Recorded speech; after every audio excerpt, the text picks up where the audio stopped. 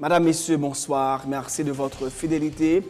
Bienvenue dans ce nouveau numéro de Pulsation. Au sommaire de l'actualité, il y a un véritable malaise au sein du gouvernement Martelly-Lamotte.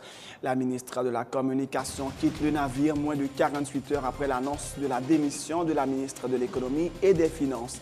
Régine Godefroy, qui aura passé environ 3 mois à ce poste, se dit dans l'incapacité de créer la cohésion de la promotion de l'action gouvernementale et exercer sa fonction avec rigueur, honneur et intégrité. La nomination du nouveau ministre de l'Économie devrait être incessamment annoncée, indiquait hier le chef du gouvernement, qui va devoir également trouver un remplaçant à l'ancienne directrice de l'Office des postes d'Haïti. Michel Martelly a-t-il réellement l'intention d'organiser les prochaines élections? Des parlementaires de l'opposition de plus en plus sceptiques, arguant qu'une semaine après la rencontre du chef de l'État avec les nouveaux conseillers électoraux, l'arrêté de nomination de ces fonctionnaires n'a toujours pas été publié dans le Moniteur. La machine électorale est pour le moment en état de stationnement. Haïti accueille du 23 au 26 avril le 5e sommet de l'Association des États de la Caraïbe, 11 chefs d'État et de gouvernement et une centaine de délégués ont déjà confirmé leur participation, fait savoir le ministre des Affaires étrangères Pierre-Richard Casimir. Dans l'actualité internationale, ouverture ce jeudi au Sénat américain des débats sur le durcissement de la loi sur le port d'armes. La première dame Michelle Obama apporte son plein soutien au chef de l'État et appelle les parlementaires à agir. Dans l'actualité sportive, auteur de 47 points, Kobe Bryant a énormément contribué à la victoire de Los Angeles Lakers aux dépens de Portland battu 113-106. Une victoire qui a permis au LA de conserver sa place qualificative pour les playoffs. Tennis Masters 1000 de Monte-Carlo perd une nouvelle star après le forfait confirmé de Roger Federer et celui annoncé de Novak Djokovic. Mesdames, Messieurs, restez branchés pour le développement de ces titres et de bien d'autres.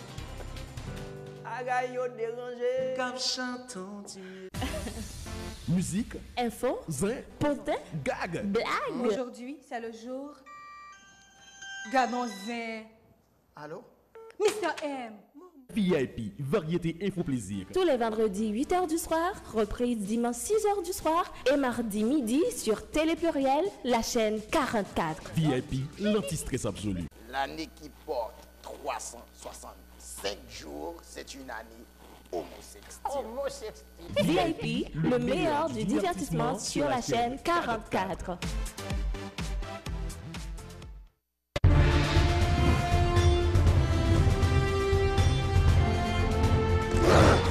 Du 15 avril au 15 mai, Télépluriel organise un grand concours de chroniqueurs et de commentateurs sportifs avec à la clé des primes exceptionnelles. Tandis ça, depuis gros gagnants a joué une chance entraîner équipe sportive Téléa. Oui, la possibilité pour les deux super gagnants d'intégrer l'équipe sportive de la télévision. Dans ta possibilité de but, la frappe et goal!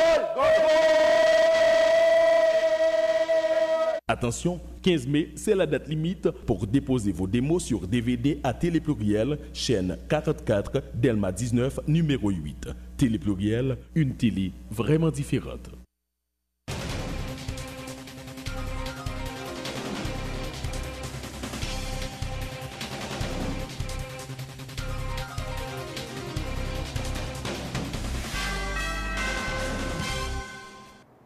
De Rechef, bienvenue dans le développement du journal Nouvelle défection au sein du gouvernement.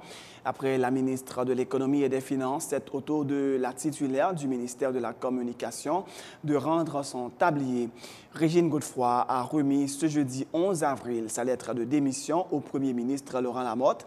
J'estime malgré tout avoir accompli une humble mission dans le court temps qui m'a été alloué, mais compte tenu du chevauchement évident des actions et de l'adversité à créer cette cohésion dans la promotion de l'action gouvernementale, je suis dans l'incapacité d'exercer mon devoir avec rigueur, honneur et intégrité.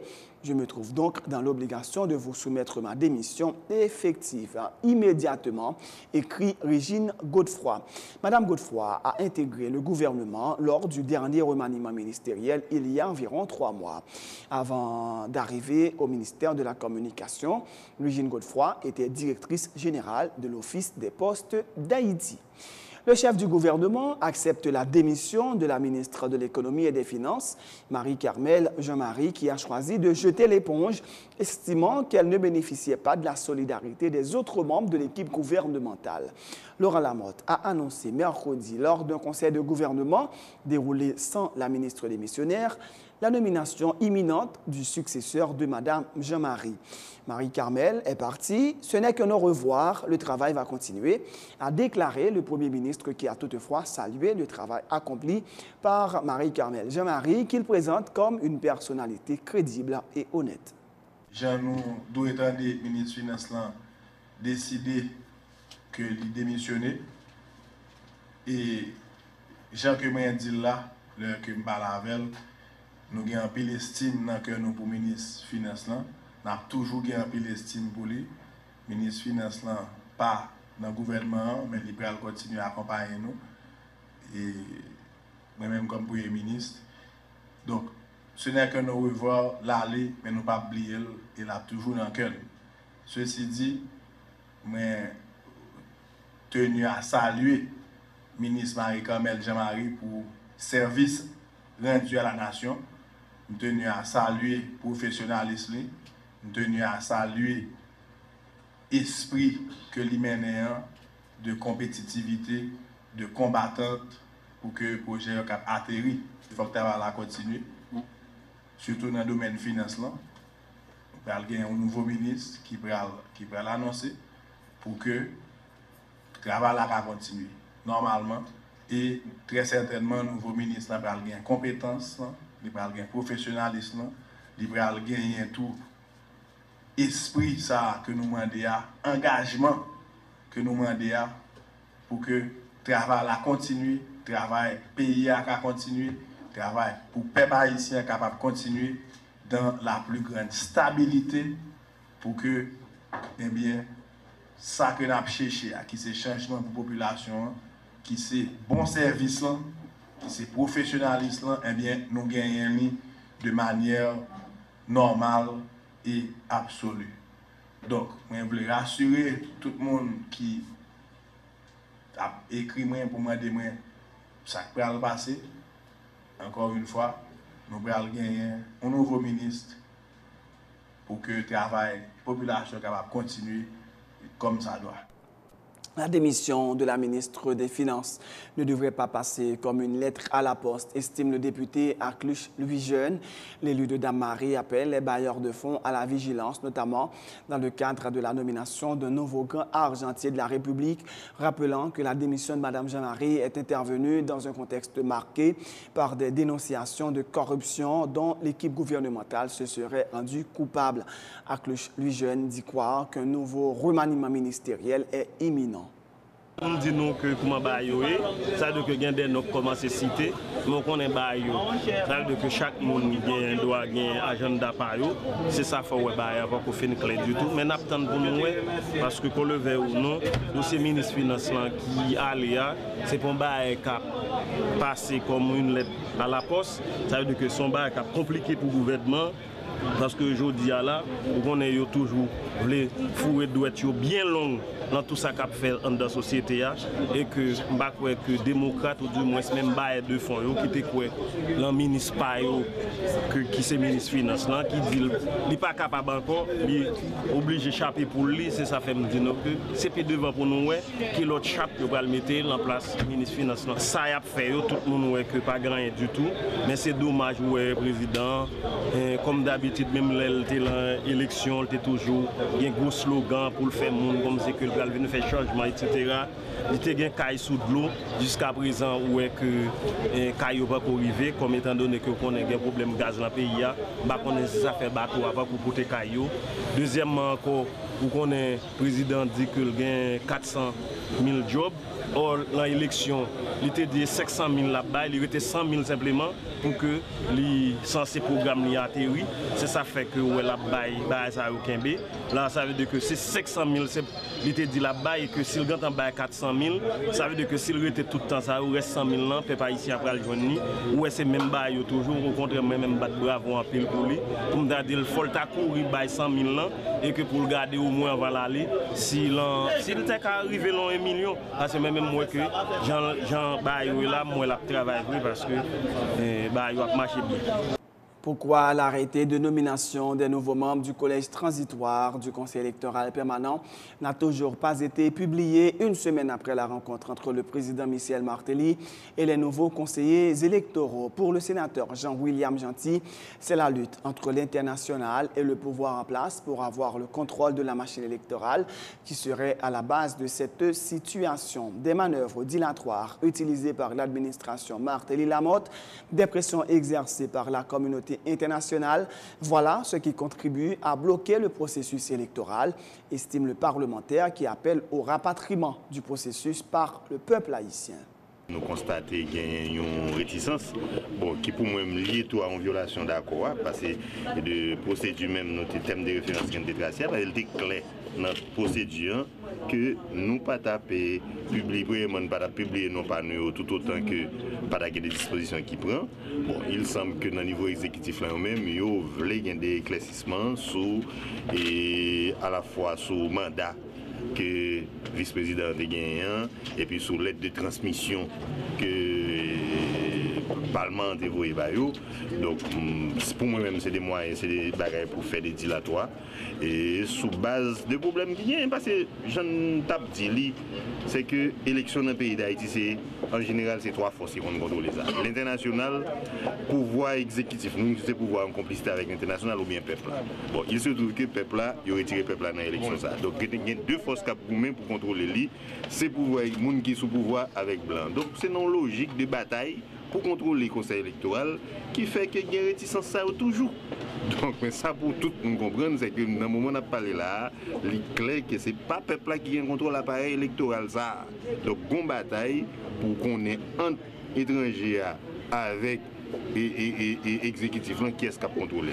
Donc qui stratégie a utilisé, gain qui a fait dilatoire, gain qui a fait pression, mais malheureusement, une fois encore, c'est le peuple qui va sortir victime. Tout autant une élection, côté c'est l'étranger qui finance la 100%. Côté c'est moun qui la donne, c'est pas moun qui sorti dans couche populaire organisée yo, les clés qu'on a bien tout autre bagaille c'est pour élection ou bien c'est pour attribut de souveraineté qu'on a bien ça le clé quel que soit niveau de crédibilité moun yo ta gagné tout autant que c'est blanc qui a financé l'élection pour tout autant c'est pas étudiant, c'est pas employé l'État qu'on mobilise dans appareil ça, tout autant que c'est pas BV au bureau de vote yo qui gagne droit pour le dire mes résultats d'élection sont centre d'habillation qu'a fait mon chon mettre tout gens c'est pas élection à faire. Le sénateur Wessner Polycarpe croit pour sa part que le président Michel Martelly n'a aucune volonté réelle d'organiser les prochaines élections. N'étant pas sûr de gagner, Michel Martelly n'aurait qu'une idée en tête, retarder le processus pour qu'au premier lundi du mois de janvier 2014, il puisse constater la caducité du Parlement et dirigé par décret, estime le parlementaire. Il appelle les forces vives de la nation à la vigilance, en vue, dit-il, de faire échec à ce plan qu'aurait le chef de l'État. Le protocole 24 décembre, il a accouché un fiasco. Ça veut dire que si on perd du temps, il nous aboutit avec un conseil électoral, pas qui vrai titre, qui peut nécessairement craser, contrairement à ça qui te prévoit. On t'a souvent dit que c'est un protocole de désaccord sur toute ligne.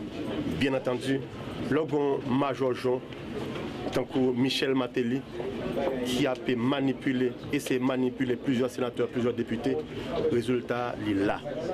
Michel Martelly, pas qu'à faire élection. Tant que nous souvent dit, nous arrivons dans le deuxième lundi janvier 2014, pour lui dire qu'il y a 2 tiers dans le Sénat qui caduquent, et par conséquent, l'on arrive à 10 sénateurs, et puis il pensait qu'il n'y a pas les coups de franche pour le faire salver dans le pays.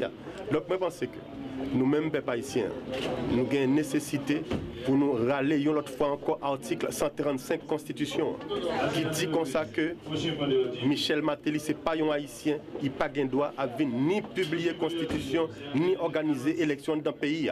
Le ça, député qui gagne cancer dans taille, il a râlé article 186 Constitution pour mettre Michel Martelly en accusation pour tout Zach qu'il commet. Et parmi Zach, faux passeport qu'il baille en dans le Sénat. Nous pensons que le ça, nous-mêmes en dans le Sénat, en vertu de l'article 185 Constitution, nous avons érigé une haute cour de justice pour juger Michel Martelly, destituer et puis pour tous les actes qui commettent, s'il faut que nous emprisonnions. Ça t'a dit que député PSP t'a shooté derrière et M. Saourele, Ralph Théanoa. Donc nous pensons que Martelly a un pile erreur, il peut le commettre encore puisque tête l'antigen chauffé. Il a un pile erreur, il peut le commettre encore et il peut voir que la configuration a de changer et puis n'a pas abouti à solution pour sauver le pays. Le président Michel Martelly a-t-il réellement l'intention d'organiser les prochaines élections dans le pays? Non, selon l'Organisation de défense des droits humains, JILAP. La Commission épiscopale nationale Justice et Paix appelle la population à faire preuve de vigilance pour s'assurer que le gouvernement travaille réellement en faveur du progrès et du développement du pays. Justine Collard est la directrice de la Commission épiscopale nationale Justice et Paix. Commission épiscopale nationale Justice et la Paix qui réfléchit sur la situation pays à vivre dans les derniers temps. Sous question élection, chemin pour organiser l'élection. Toute manœuvre qu'a faite pour mettre un conseil électoral pour organiser l'élection, pour renouveler un tiers Sénat et puis pour éliminer pour collectivité territoriale, pas chita sur aucune base légale. Ça qui déjà montré, nous risquons de trouver nous avec une série de dirigeants illégaux et qui n'ont aucune légitimité pour diriger dans le respect pour le monde à grandeur majeure pays. Jusqu'au niveau, diverses promesses, équipe qui a dirigé le pays a été faites depuis la campagne électorale président pour qu'on arrive à joindre la population, ils ont des conditions de la vie améliorées. Au contraire, divers programmes ont annoncé. Toujours pas clair sur qui côté il a réalisé et puis qui bénéficie vrai. Commission justice et la paix pose question qui espoir pour paquet de familles qui toujours en battante 3 ans après le tremblement de terre de janvier 2010 là. Démarche pour te libérer divers espaces publics avec familles qui étaient victimes du tremblement de terre de janvier pas résoudre problème logement dans le pays. Commission justice et la paix ouais, manque respect pour dignité et droit moun rete en face dans le pays. Menace pour limiter droit la parole. Commission justice et la paix quoi, nous besoin vigilants pour pita papitrice. Nous besoin prendre responsabilité nous pour nous mettre le pays sur route progrès et développement total capital. Haïti accueille du 23 au 26 avril prochain le 5e sommet de l'Association des États de la Caraïbe. Des représentants des 25 pays de l'AEC et les 5 membres associés participeront à ce sommet. 11 chefs d'État et de gouvernement et une centaine de délégués venant de la République dominicaine, la Colombie, le Mexique, le Honduras, entre autres, ont déjà confirmé leur participation à ce sommet, selon le ministre des Affaires étrangères. Des dispositions ont déjà été adoptées au niveau du gouvernement en vue d'assurer la sécurité des dignitaires, indique Pierre-Richard Casimir. Au cours de ces assises, 2 documents importants seront adoptés, fait savoir le chancelier haïtien. C'est un sommet, j'aime tout dire tout à l'heure, qui a déroulé du 23 au 26 avril, avec des réunions préparatoires que différents délégués pays qui forment AEC à participer le 23 et 24 avril, et a bien réunion Conseil des ministres différents pays qui a fait le 25, en préparation de sommet proprement dit, qui a bien participation de différents chefs d'État et de gouvernement qui ont participé dans ce sommet, qui a culminé le 26 avril prochain. Il y a 25 pays qui, je désolé, qui membres à AECA plus 5 membres associés. Nous, pour l'instant, confirmation à date, nous avons 11 chefs d'État et de gouvernement qui ont déjà confirmé. Il y en a d'autres qui vont confirmer. Nous avons de grands pays, tant que la Colombie, Mexique, République dominicaine, Honduras, Salvador, Panama, Costa Rica, Bahamas, Saint-Clair-Nevis, Suriname, Belize, tout chef d'État a confirmé présence. Ne serait-ce qu'à ce niveau, nous avons déjà 11 chefs d'État confirmés et on s'attend à recevoir d'autres puisque le président de la République, le président Martelly, les appelle personnellement pour les convaincre de venir et ils répondent généralement positivement aux appels du président. Pour l'instant, nous avons 100 délégués qui ont déjà confirmé participation, mais on s'attend à recevoir à peu près 300. Hôtel retenu, nous connaissons déjà Bersosten, Oasis, Ritkinam, Caribbean Convention Center, Montana. Au niveau de la sécurité, les dignitaires seront pris en charge, les sites seront sécurisés et il y a une répartition de tâches qui est faite entre l'USGPN et la police nationale pour dépendamment de grade de rang dignitaire là, ça va déterminer qui est-ce qui prend en charge. Il y a deux documents importants que le sommet a adopté. C'est généralement comme ça se fait dans tous les sommets, c'est ça qu'on appelle les déclarations d'Haïti. Et deuxièmement, c'est un plan d'action stratégique que AEC a adopté.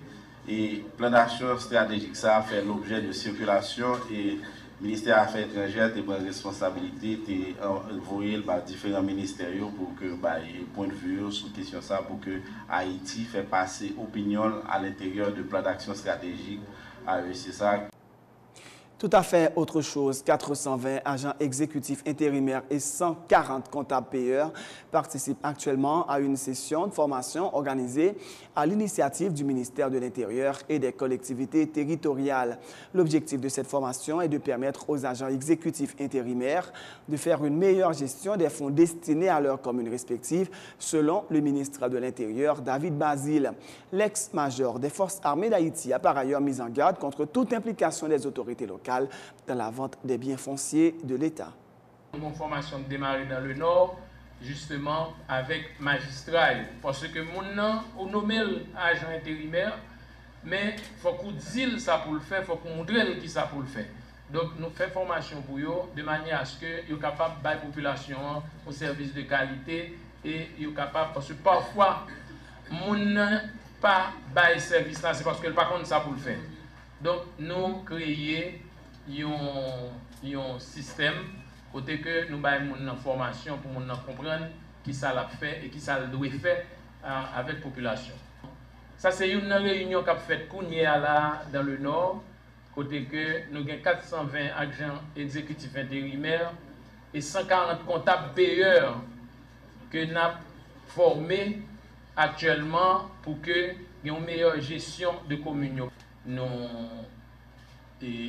parler avec mairie qui magistrats en grande partie vont force côté depuis le monté c'est dans Alvante sous prétexte c'était l'État.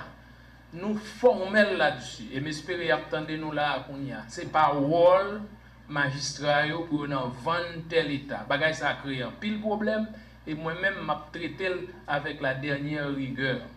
C'est pas rôle s'il revient à la DGI de gérer ces choses.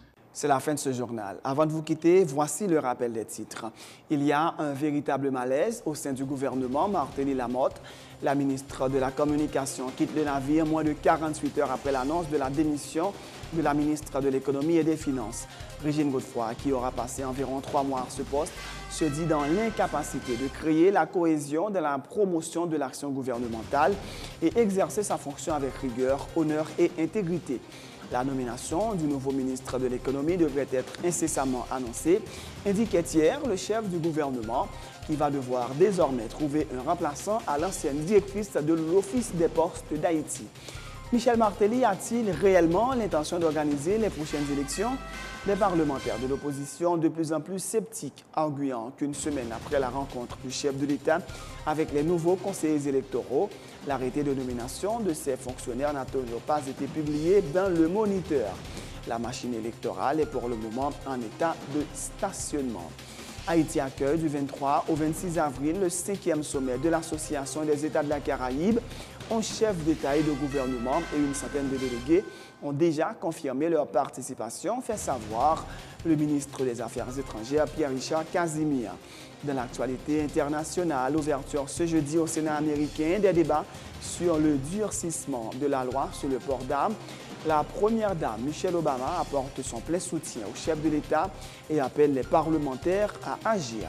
Dans l'actualité sportive, auteur de 47 points, Kobe Bryant a énormément contribué à la victoire de Los Angeles Lakers aux dépens de Portland, battu 113-106. Une victoire qui a permis à LA de conserver sa place qualificative pour les playoffs. Tennis, le Masters 1000 de Monte-Carlo perd une nouvelle star après le forfait confirmé de Roger Federer et celui annoncé de Novak Djokovic. C'est la fin de ce journal. Merci de l'avoir suivi. Bonne suite de programme sur Télé Pluriel.